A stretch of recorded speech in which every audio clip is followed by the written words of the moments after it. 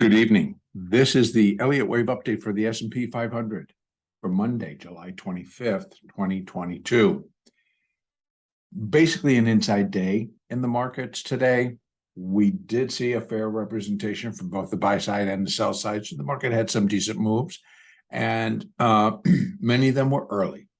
Many of them were right out of the gate, and maybe a little sloppy, but still tradable. And when the downside kicked in, it became very clear, very apparent. And so it was a matter of just kind of hanging on. Just hang on to your short. In any case, the day did not produce any breaking news in ways in terms of an Elliott wave count or what the market may do tomorrow. We left it off on Sunday, yesterday, that we could have reached our high for minor wave 4. So again, in the minor 4, here's the A, there's the B. We're looking at the C wave. This could have completed the move, but it makes it a little bit more cleaner if it was only the top of wave 3 of C, and this is wave 4 of C, and then we get a 5th wave up. I believe it would be a quick 5th wave, very similar to this one, where we just kind of come in and it goes, it gets up, it puts in the new high, and then it dies. That would be my anticipation, particularly with what we've got lined up coming out tomorrow and Wednesday and Thursday. Just to quickly review, tomorrow we have the FOMC meeting begins. We have consumer confidence at 10 a.m. along with new home sales. I'm not suspecting consumer confidence is going to show this great big boost that we're all like, rah, rah, rah, we're behind you, Fed. I don't think that's going to happen. We're seeing signs, et cetera, et cetera. I don't go for any of that. We're going to go by the number here, okay? So I'm not expecting that we're going to get this joyous consumer confidence and new home sales. From what I can tell from my own area, new home sales, I believe, are down. Not all, but again, they're marked red. The market can take them as information on inflation, etc. We also have Microsoft reporting tomorrow. Then on Wednesday, we get durable goods, international trade in goods, and then we just get to wait a few more hours and we get the result of that Fed meeting at 2 p.m. Eastern with the Fed chair conference coming at 2:30. So, and then we also have somebody reports on the 27th. I believe you me, it reports on the 27th. Our biggest day, of course, is going to be Thursday, where after we have the Fed meeting, we will then roll that into GDP and jobless claims.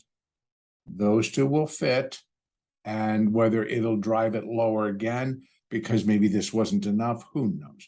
But again, I don't have a lot of interest in trying to figure out what that should be interpreted as. What I do have a bigger interest in is paying attention to the levels, paying attention to which direction supply and demand is headed, and then knowing what levels can open up in that area.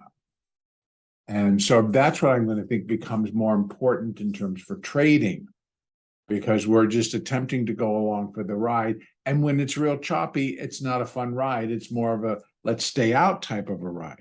So there are times when it's real choppy that you kind of got to take a step back, take a little bit larger look, like an hourly chart, a 4-hour chart. And if it continues to show you that the market should head in a particular direction, then you might want to stick with the trade. It's a little bit more difficult. In any case, what we do have coming up, we have the FOMC meeting. We will know what interest rates are going to do or not do. They're already attempting, by holding this up, that what I believe the market tries to tell us now is that we've already priced in 75 basis points. We got it. Yeah, you're going to shock the market. Sure. Come on, let's go. And also, they've really been putting them in that the market second quarter earnings are going to be good. They're going to be satisfactory. We're going to be okay. Well, that's not kind of turning out the way I don't think that group spoke that was putting out all that banter really kind of got caught up in, I think, because it's not working out that way. We are hearing from companies like Target and Walmart and other retail that's like, oh yeah, it filtered down to them. And now it's about inventory. Now it's about how costly it is. And now it's about wage increases, et cetera, et cetera. And that just keeps on rolling downhill until eventually we all get it, and the price of the stock and the price of the index. So it continues to just be a repricing process. And that's what continues. So the market is trying to factor in that that's already been done. I don't see how. Because they're basing their calculation on that the Fed had talked about 7 interest rate hikes by the end of the year, or into 2023. I'm not sure, but 7. Now, what they didn't say is 7 how much hikes. But if they're talking about 7 quarter point hikes, well, then we're almost there. We got 13-week paper. It's at above 3%. Yeah, we're there. We were there. We were down to a 0.25%. We're done. And it's like, really? There are lots and lots and lots of money that has been printed that just is sitting out there, and it needs to kind of get somewhere a little bit safer than where it is and into something else than what it is. So there's a lot trade. There's a lot trade going on. So please. So Thursday, GDP, jobless claims, and then Thursday afternoon, the main event. We get Amazon and Apple.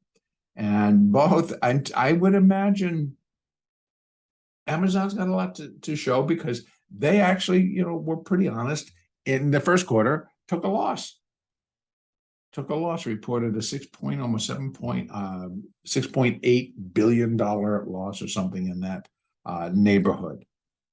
And so we'll see how they're doing now. I know just personal usage, I use Amazon a lot. I get a lot of things just delivered to the house here. And so, but, we've seen Prime memberships go up, et cetera, but I don't know how many people walked away, who stopped, et cetera. I don't know. So they'll have to report, but I still believe that inflation has not stopped. It hasn't stopped on the producer level, it hasn't stopped on the consumer level. So why would suddenly Amazon be making $1.5 tons of money? As if everything's been taken care of. So I don't see that either. Anyway, what we got going on is a lot of heat. It is hot. We've got the weather. We've got climate change. We've got the Ukraine. It's hot. Everything is a hot issue. And so why we're climbing a wall of worry during a hot issue always surprises me. But I take into consideration the entire move is corrective. Now, yes, I understand that there are a lot of funds and the fund managers, and they have computer models, and a lot of those computer models have switched and declared bullish. The market is bullish, and that is fine. I still believe that we will have an additional drop down to 32.25 in this area.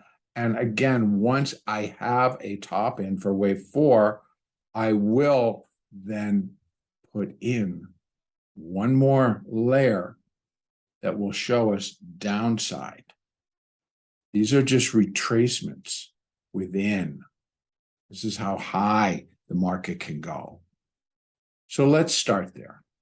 If the market continues to move higher, it would need to get above 4,017 or 4,018 to put in a new high, to put this as wave 3, this is 4, and we get that 5. We get up there. With everything that's yet to come up, it just becomes highly suspect if it gets up that high. Something is going to have to be interpreted as really good. It's okay. It's A-okay. We're heading higher. Grab your money and let's head for the beach. So it could. That's all I'm going to say. It could. And then we have that resistance at 4,020 to 4,040. And then ultimately we still have resistance at 4,075-ish. So you could actually say from like 70 to 75. And if it gets up there, I'll be surprised, because they will be interpreting. A lot of these companies will be presenting us surprises to the positive rather than surprises to the negative. If I think for them to really start to move some of these issues, i.e. Apple, you see how easy Apple just kind of slid back down from 156 back down to 152, and it was lower, but they're going to try to hold on, because guess what? At the very end of all of this, on Friday is an expiration. So there's going to be a lot of play. Where you think you want to put it is going to be a lot of areas that need to be covered. This being one, all the way back down to here being the second. We have one that could take us higher and one that could take us lower. And sides are being chosen by a lot of bigger funds. That's why, if you remember, I commented several times last week that the money flow coming in was pretty strong. And we're seeing it. And I said, where? We were seeing it in Apple. We were seeing it in different stocks. We saw it in Meta. We saw it in Microsoft. A lot of the stocks that suddenly turned tail and are heading lower. Also, Tesla. Tesla got run up really high. It sat up there and exchanged a lot of shares. So money in, money out. Now, I see the funds. In any case, let's see what happens. Downside play, I'm thinking it could be quick, could be fast.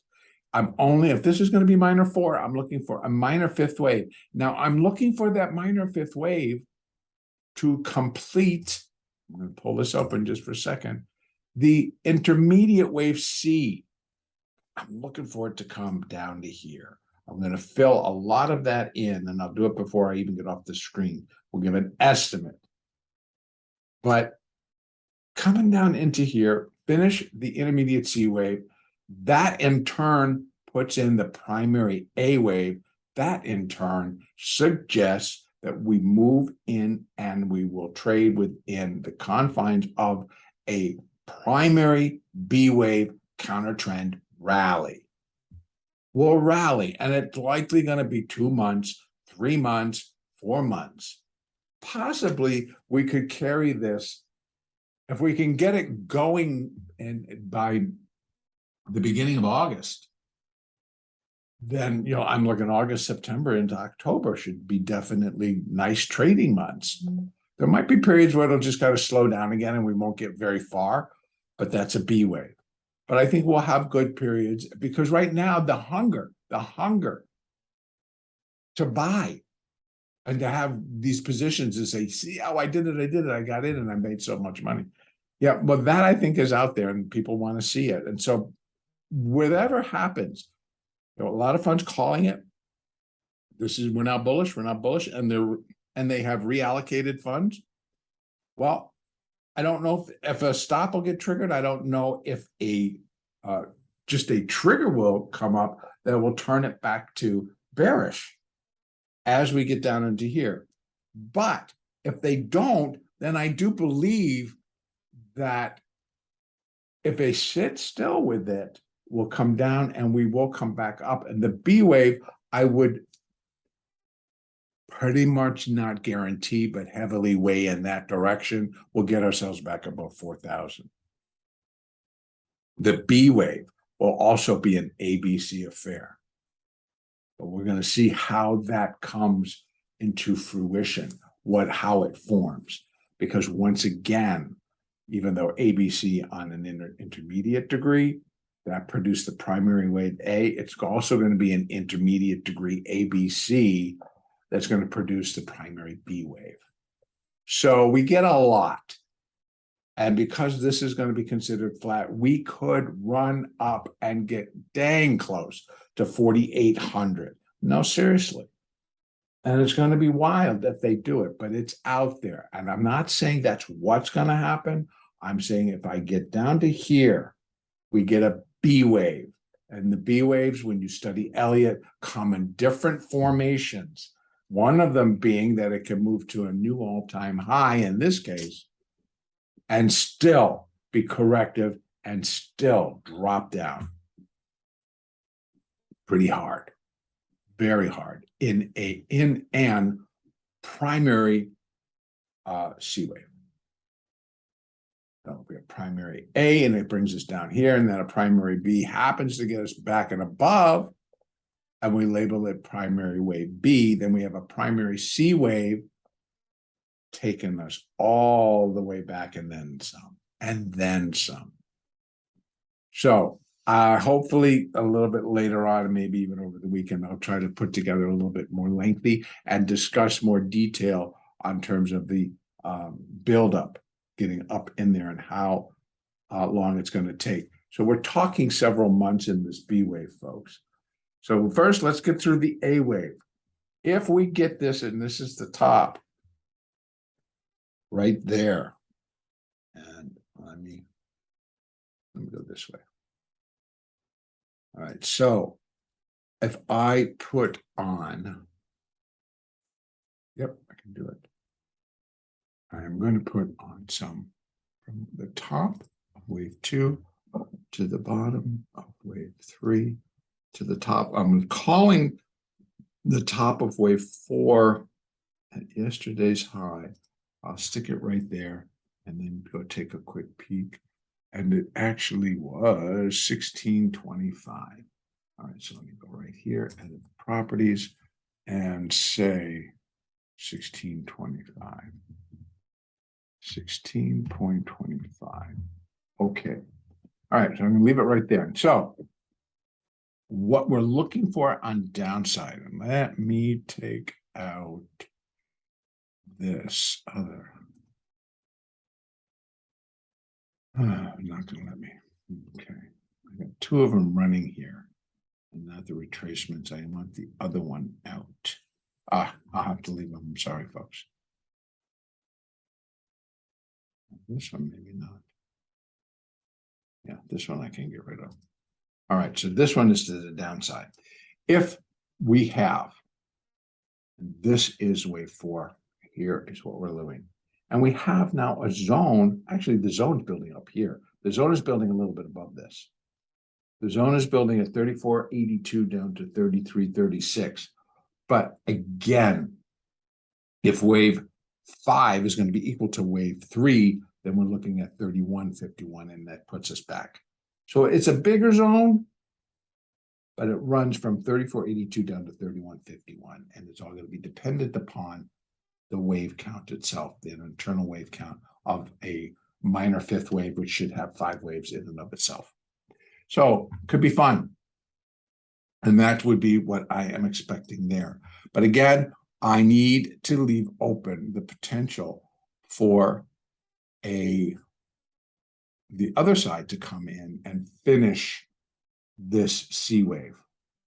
And that would require another trip above 4,000, another trip above 4,016, 17, and then up into resistance that starts basically 40.20 down to 40.40, and then we have 40.75-ish, plus or minus 5 on that, up here at the top. And then still coming and doing this 5th wave. Again, just waiting for the market to give us all of that information and giving confirmation to either we're up there, we just did the 5, and now we're dropping in the minor 5. So we finished C wave, and now we're dropping in the minor 5. Or what we reached yesterday was the top, or actually Friday, was the top of minor wave 4. And we're already in the beginning stages of the minor wave 5. That's the case. It should break these moving averages pretty quickly. These are dailies. We got the daily 50, which has been sitting and playing all day at 39.60. We got the 4. Then we got the 8 at 39.31. We have the 20 at 39.02. Starts to break there. Now we're into fib support. And that's at 38.14. And then if it keeps going, you're just going to get more confirmation, particularly if it starts to break below the low at B, which is at 37.21. That's going to give us a pretty clean sign. Definitely, if it is the minor fifth wave, we'll be looking for it to break 36.38. That's actually 36.39. Get it below there, and then we're talking into these levels. All right, I'm going to end it right there, and our next update will be on Tuesday, the 26th of July.